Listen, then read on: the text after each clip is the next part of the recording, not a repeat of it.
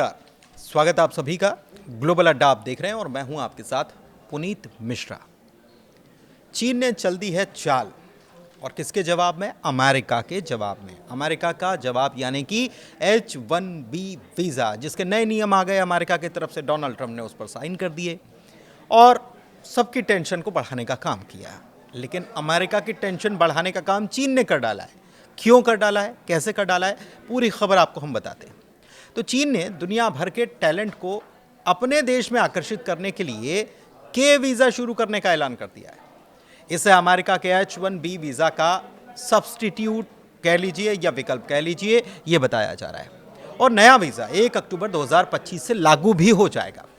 South China morning post के मुताबिक के वीज़ा उन युवा और प्रोफेशनल्स के लिए है जो स्टेम यानी कि साइंस, टेक्नोलॉजी, इंजीनियरिंग और मैथ के क्षेत्र से जुड़े हैं और जिन्होंने किसी चर्चित यूनिवर्सिटी या रिसर्च इंस्टीट्यूट से पढ़ाई पूरी की है यहाँ पर, या फिर वो अभी पढ़ाई कर रहे हैं, रिसर्च कर रहे हैं। आवेदन करने वालों को ज़रूरी दस्तावेज जमा करने होंगे और इससे जुड़ी ज़्यादा जानकारी चीनी दूतावास और वाणिज्य दूतावास जारी करने वाला है। चीन की सरकार ने अगस्त में ही इसे मंजूरी देने का काम कर दिया था ताकि जो टैलेंट है वो अपने देश में आ सके। वैसे आपको बता दें कि चीन अभी तक 12 तरीके के वीज़ा जारी करता है और अभी चीन में काम करने के लिए जेड वीज़ा का इस्तेमाल किया जाता है, जिसकी वैधता 1 साल की होती है। और के वीज़ा में विदेशियों को ज़्यादा समय तक चीन में रहने की सुविधा मिल पाएगी। हालांकि अभी तक ये साफ नहीं है कि कितने समय के लिए ये होगी, इसकी लिमिट क्या होगी। जैसे कि H-1B वीज़ा जो है उसकी लिमिट होती है 3 साल, उसको फिर 3 साल एक्सटेंड किया जा सकता है। अब नए के वीज़ा, ये चाइना का जो वीज़ा पॉलिसी है, इसमें कुछ ऐसी सुविधाएं दी गई हैं जो अभी चल रहे जेड वीज़ा में नहीं है। जेड वीज़ा वाला विदेशी व्यक्ति अगर चीन में काम करना चाहता है तो उसे पहले किसी चीनी कंपनी या संस्थान से नौकरी का प्रस्ताव या स्पॉन्सरशिप चाहिए होती है। लेकिन के वीज़ा में ये नियम नहीं रखा गया। इसमें आवेदक को किसी स्थानीय कंपनी की ज़रूरत नहीं है। उसकी योग्यता, जैसे कि उसकी उम्र, शिक्षा और काम का अनुभव इसमें देखा जाएगा। इससे विदेशी पेशेवर्स के लिए, प्रोफेशनल्स के लिए आवेदन करना भी आसान हो जाएगा। चीनी कंपनियों में नौकरी के बिना आवेदन भी कर पाएंगे, ये इसमें प्रावधान है। जेड वीज़ा में किसी चीनी कंपनी की नौकरी मिलने की दरकार होती थी और उसी कंपनी के लिए वैध ये वीज़ा माना जाता था। नौकरी बदलने पर फिर नया वीज़ा लेना पड़ता था।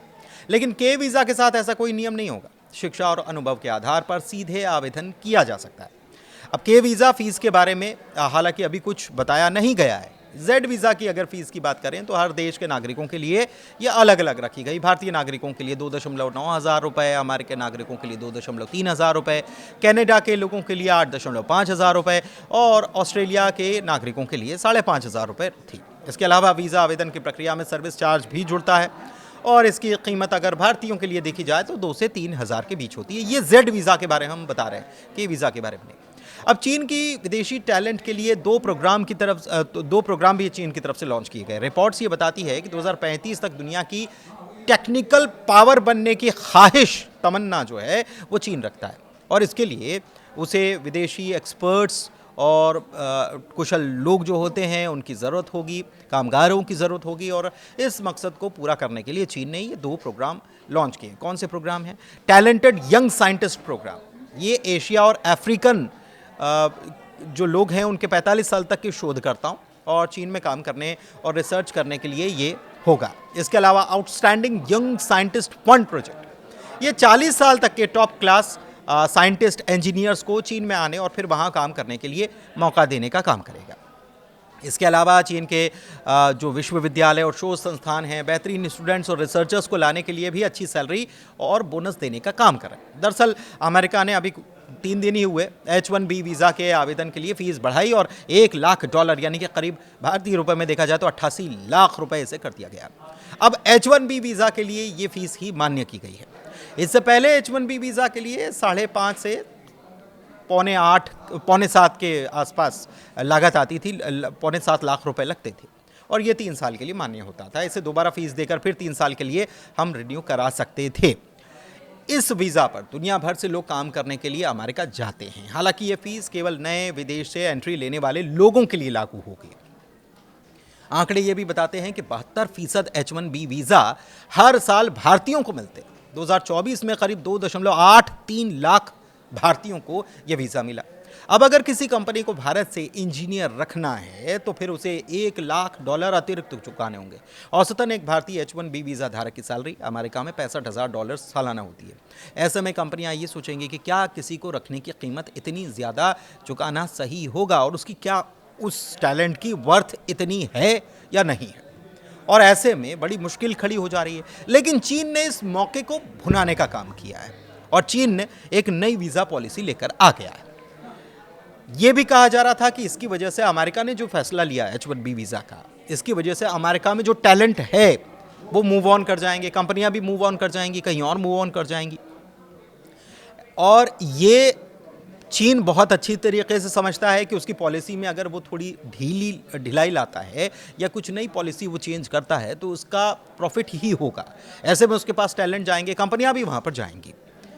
भारत भी ये जानता है, लेकिन भारत की तरफ से अभी तक इस मामले में कोई कदम नहीं उठाया गया है।